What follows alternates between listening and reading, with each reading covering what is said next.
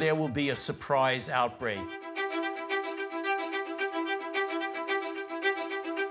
Given, as you heard from the introduction, that I have been around for a while and have had the opportunity and the privilege and the pleasure of serving in 5 administrations, I thought I would bring that perspective to the topic today, is the issue of pandemic preparedness. And if there's one message that I want to leave with you today based on my experience, and you'll see that in a moment, is that there is no question that there will be a challenge to the coming administration in the arena of infectious diseases, both chronic infectious diseases in the sense of already ongoing disease, and we have certainly a large burden of that, but also there will be a surprise outbreak. And I hope by the end of my relatively short presentation, you will understand why history, the history of the last 32 years that I've been the director of NIAID, will tell the next administration that there's no doubt in anyone's mind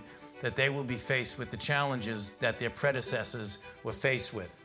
So for those who think that infectious diseases is gone, there's so many people who've made foolhardy statements not knowing at the time that they made them. I usually show a quote from an old Surgeon General or an old pundit in infectious disease. So I thought I'd pull this one out from Sir Macfarlane Burnet, who was actually a Nobel Prize winning immunologist, who made the statement, as many did, to write about infectious diseases is almost to write of something that has passed into history. The most likely forecast about the future of infectious diseases is that it will be very dull, which is really kind of interesting coming from a semi-genius like Macfarlane Burnet.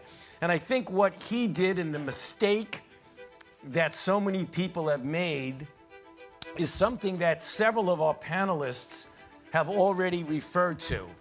And that is a failure to look beyond our own borders in the issue of the globality of health issues.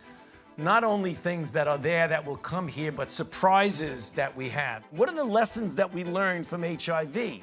One, you have to commit substantial financial and human resources.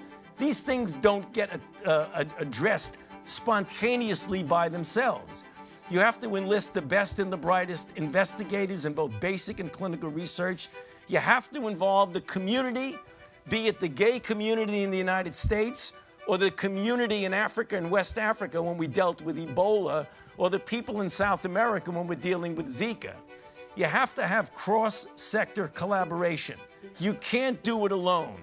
The CDC can't do it alone. The NIH can't do it alone. You do it with all of us, with industry, with global organizations, with philanthropy and NGOs, and you gotta get the leaders and the policymakers involved. What is for sure, that no matter what, history has told us definitively that it will happen, because infectious diseases, as I said 8 years ago in this article with David Morans and Greg Folkers, that it is a perpetual challenge. It is not going to go away. So the thing we're extraordinarily confident about is that we are going to see this in the next few years. Thank you.